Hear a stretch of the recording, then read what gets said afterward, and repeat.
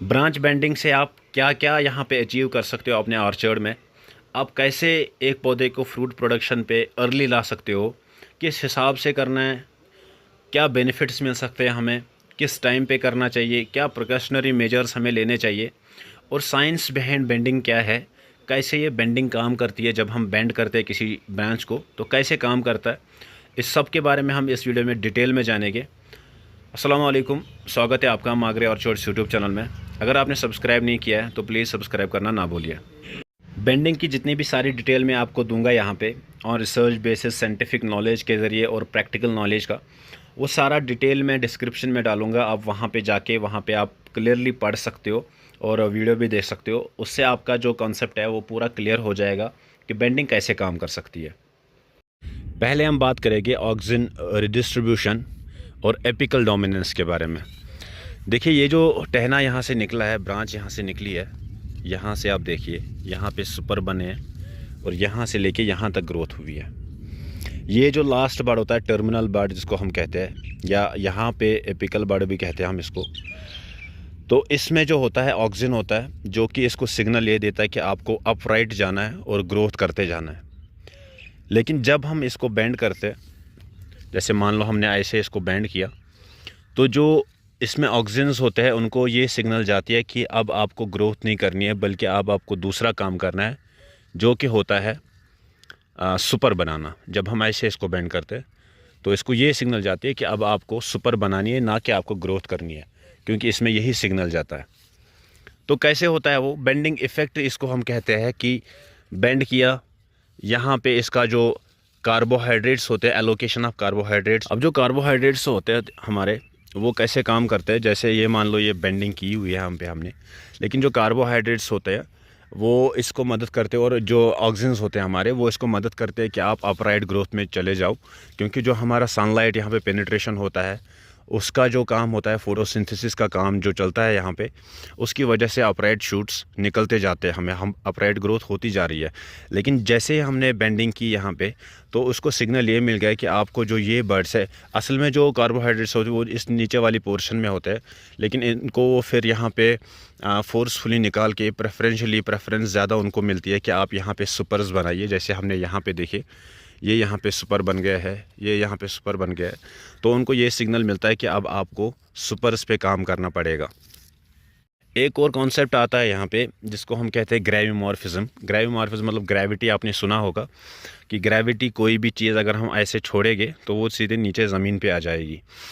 तो ग्रेविमॉर्फिज्म में क्या होता है, जैसे पहले ही मैंने आपको बताया कि शूट का वो होता है, नेचुरल वे होता है ग्रोइंग का, वो ऊपर होता है, अपवर्ड होता है। लेकिन ग्रेविमॉर्फिज्म इसको यहाँ पे फिर से एक बार मजबूर करता है। जब हम इसको नीचे डायरेक्शन में लाते हैं, ग्रेविटी के डायरेक्शन में लाते हैं, तो वो भी इसको मजबूर करता है कि आप जो हमारी ये सिग्नल मिल चुकी है कि हमारे जितने भी हमारे पास कार्बोहाइड्रेट्स है या कोई भी प्लांट हार्मोन है, उसको हम रिडिस्ट्रीब्यूट करेंगे for flowering, for super formation. सबसे इम्पॉर्टेंट जो होता है लाइट पेनिट्रेशन। जब हम इनको बेंड करते हैं, एक ब्रांच को जब हम बेंड करते हैं, तो इसकी वजह से लाइट बहुत ज़्यादा अंदर तक जाती है, अंदर वाले पोर्शन तक जाती है। जैसे आप यहाँ पे देख सकते हो, लाइट अंदर तक पूरी अच्छी तरीके से जा रही है। उसकी वजह से जो हमारा फोटोसिंथेसिस होता है वो इंक्रीज़ हो जाता है, और उसकी वजह से भी हमारा जो बड होता है, ये वुड होता है पीछे, वो फ्रूट बड में कन्वर्ट हो जाता है। क्योंकि लाइट बहुत ज़्यादा इंपॉर्टेंट है, सनलाइट बहुत ज़्यादा इंपॉर्टेंट है फॉर क्वालिटी पर्पज़ और फॉर प्रोडक्शन पर्पज़। अब बेनिफिट्स की बात करते हैं। बेनिफिट्स कितने हैं इसमें? बेनिफिट्स तो बहुत है। सबसे पहला जो इसमें बेनिफिट है, अर्ली फ्रूटिंग, जो मैंने आपको बताया कि जब हम बेंडिंग करते हैं तो बहुत जल्दी एक प्लांट जो होता है वो फ्रूटिंग पे आ जाता है। चाहे वो आपका सीडलिंग हो, चाहे वो आपका M9 हो, चाहे वो आपका 111 हो, M7 हो, कोई भी रूट स्टॉक हो, अगर आप उस पर बेंडिंग करते हो तो फ्रूट पे बहुत जल्दी प्लांट आ जाता है। सेकेंड थिंग जो बेनिफिट है इसका, वो है इम्प्रूव फ्रूट क्वालिटी।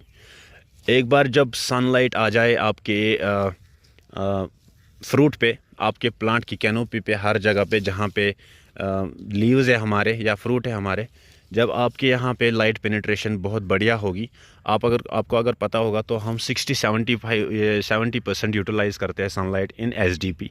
जो हमारा एसडीपी होता है, सतोली सिस्टम आया है हमारा नया, उसमें हम 70 to 80 या 90% तक सनलाइट का इस्तेमाल कर सकते हैं।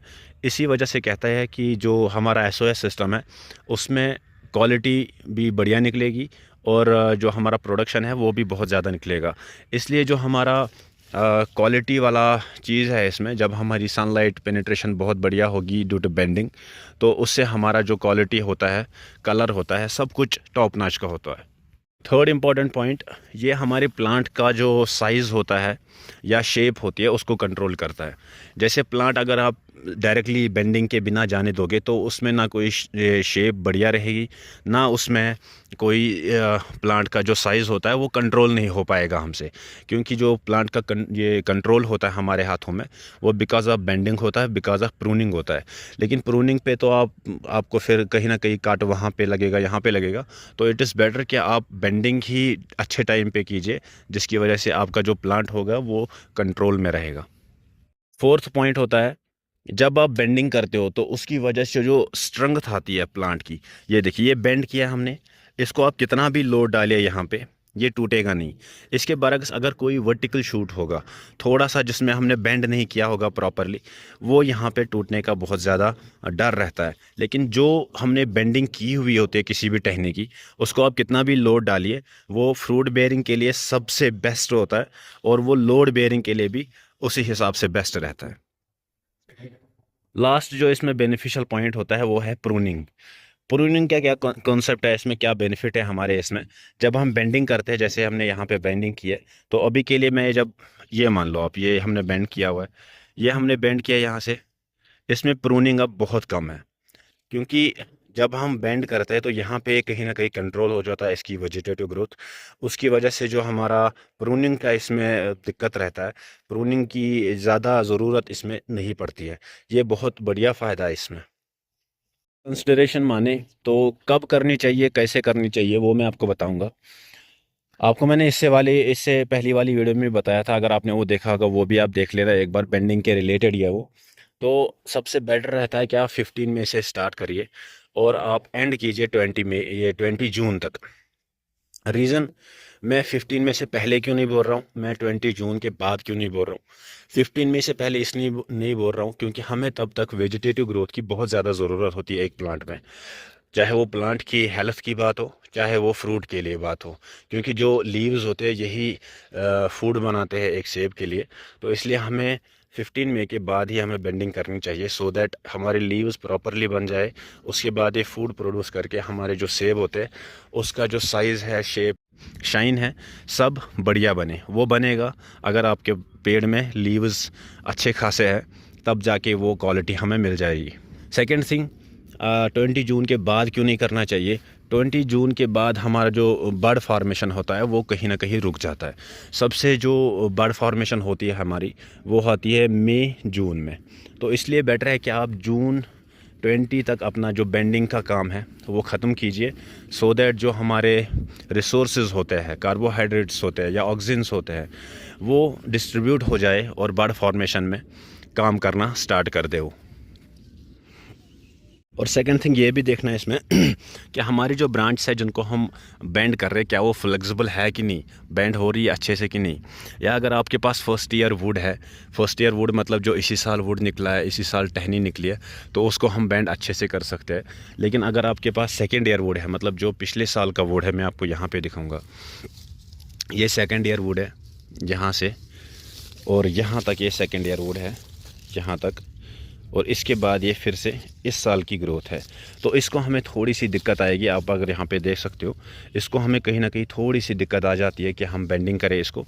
लेकिन फर्स्ट ईयर वुड में आप डेफिनेटली यहाँ पे आराम से बेंडिंग कर सकते हो। अब कैसे करनी है, एंगल क्या होना चाहिए, ऊपर से जो ये हमारा वर्टिकल लीडर है यहाँ पे, इस लीडर से आपको ये देखिए ऐसे 90 बनता है। ये ऐसे अगर ये तार आप एज ए रेफरेंस लीजिए, ये तार जो हमारी, ये आपको यहाँ से ऐसे 90 डिग्री मिलेगी। लेकिन आपको 90 डिग्री से फिर भी 10, 20, 30 डिग्री तक नीचे ले जाना है। यानी ऊपर से अगर आप आओगे तो आपको 120 डिग्री लेना है। अगर आप नीचे से जा रहे हो ऐसे, तो 60 to 70 डिग्री आपको यहाँ से इसको बेंड करना है, तो वही हमारा परफेक्ट बेंड माना जाता है। और सबसे इम्पोर्टेंट बात होती है ये जो एंगल होता है क्राउच एंगल, यहाँ पे जो एंगल बनता है ये थोड़ा सा यहाँ पे 90 डिग्री बनना चाहिए, यहाँ पे ऐसे। वैसे मोस्टली नहीं बनता है, टूटने का खतरा रहता है यहाँ पे, लेकिन ट्राई करनी चाहिए कि यहाँ पे ये बेंड अच्छे से हो जाए, क्योंकि यही इसके जो स्ट्रेंथ होती है इस ब्रांच की वो डिटरमाइन करता है। चलिए, thank you so much. I hope आपको बेंडिंग का कॉन्सेप्ट समझ आ गया होगा। बेंडिंग कैसे करनी है ये तो आसान चीज़ है, लेकिन आई होप आपको ये कॉन्सेप्ट क्लियर हो गया होगा कि बेंडिंग हमें क्यों करनी चाहिए। थैंक यू सो मच, और सब्सक्राइब करना ना भूलिए।